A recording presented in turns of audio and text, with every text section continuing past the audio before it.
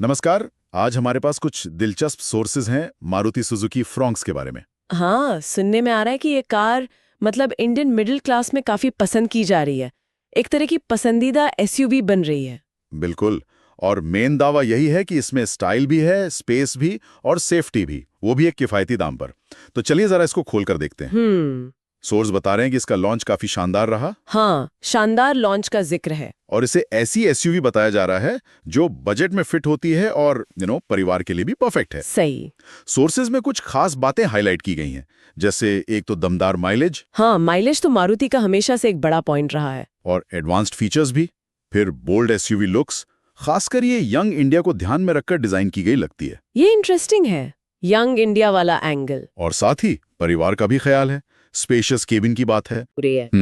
दिलचस्प यह है कि सोर्स कैसे इन सब चीजों को मतलब स्टाइल, फीचर्स, स्पेस, सेफ्टी और फिर युवा पीढ़ी और परिवार, इन सब को एक साथ जोड़ रहा है। सही कहा। एक तरफ तो बोल्ड लुक्स चाहिए यंग क्राउड को अट्रैक्ट करने के लिए, हाँ, और दूसरी तरफ फैमिली के लिए स्पेस और सेफ्टी भी जरूरी है। और इन सब के ऊपर वो किफायती मेंटेनेंस वाली बात। एग्जैक्टली। वो तो मध्यम वर्ग के लिए शायद सबसे बड़ा पुल फैक्टर होता है मारुति के साथ। बिल्कुल।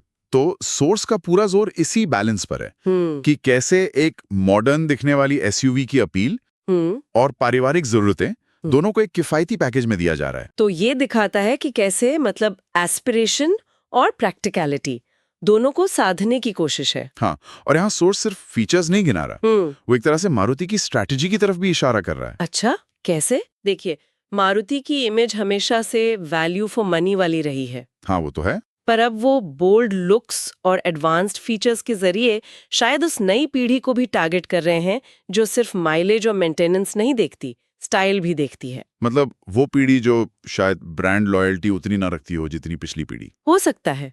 तो ये कोशिश है कि अपनी पुरानी ताकत यानी किफायत को बनाए रखते हुए नई आकांक्षाओं को भी पूरा किया जाए। ये तो काफी इंटरेस्टिंग पॉइंट है। लेकिन क्या सोर्स ये भी बताता है कि क्या वाकई यंग इंडिया मेंटेनेंस को उतनी ही अहमियत देता है जितनी लुक्स को?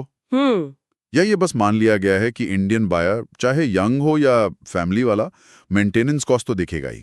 सोर्स सीधे तौर पर इस टेंशन को एड्रेस तो नहीं करता, पर जिस तरह से किफायती मेंटेनेंस को मिडिल क्लास से और बोल्ड लुक्स को यंग इंडिया से जोड़ा है, हाँ, उससे लगता है कि कंपनी दोनों को जरूरी मान रही है।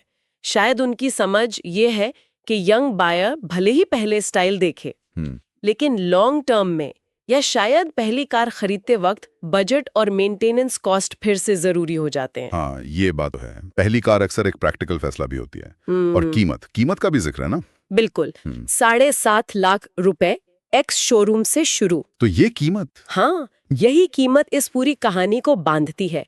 ये प्राइस पॉइंट उस वर्ग के लिए काफी अट्रैक्टिव है जो एक मॉडर्न एसयूवी चाहता है, जिसमें फैमिली के लिए जगह भी हो, सेफ्टी फीचर्स भी हो, लेकिन जेब पर बहुत ज्यादा बोझ ना पड़े। तो ये कीमत ही वो बैलेंस मुमकिन बनाती है, एस्पिरेशन और प्रैक्टिकलिटी का। एग्जैक्टली। जो बोल्ड एसयूवी वाली चाहत है और जो पारिवारिक जरूरतें और किफायती वाली असलियत है, ये कीमत उन दोनों के बीच का पुल है, ऐसा सोर्स दर्शा रहा है। तो अगर हम इसे समेटें तो ये सॉस मारुति फ्रॉन्क्स को एक ऐसे पैकेज की तरह पेश कर रहे हैं जो स्टाइलिश है, सेफ है, स्पेशियस है, और साथ ही इंडियन मिडिल क्लास और यंग बायर्स के लिए अफोर्डेबल भी है, खासकर वो लो मेंटेनेंस कॉस्ट के वादे के साथ। बिल्कुल। और अगर हम इसे थोड़ा बड़े पर्सपेक्टिव में देखें तो ये सॉस दिखाता है कि कार मेकर्स कैसे एक ही प्रोडक्ट में मल्टीपल कस्टमर सेगमेंट्स को साधने की कोशिश कर रहे हैं। मतलब यहाँ यंग लोग भी और फैमिलीज भी। हाँ, और ये सिर्फ फ्रॉन्क्स की कहानी नहीं है, ये मार्केट का एक बड़ा ट्रेंड है जहां कंपनियां ऐसे प्रोडक्ट्स बनाने पर जोर दे रही हैं जो वर्सेटाइल हो, जिनकी अपील ज्यादा बड़ी हो। सही। और यहीं से एक सवाल मन में आता है, ये जो सॉस का फोकस है यंग इंडिया और परिवार की जरूरतें दोनों पर एक साथ, ये क्या दिखाता है? आप क्या सोचती हैं? क्या ये सिर्फ मार्केट की डिमांड के हिसाब से फीचर्स और कीमत को एडजस्ट करना है, या फिर ये हमारे समाज में जो एक बदलाव आ रहा है? कैसा बदलाव? मतलब युवा आकांक्षाएं और पारिवारिक जिम्मेदारियां, इनके बीच एक नया संतुलन बनाने की कोशिश। क्या ये उस गहरे कल्चरल शिफ्ट की तरफ भी इशारा करता है?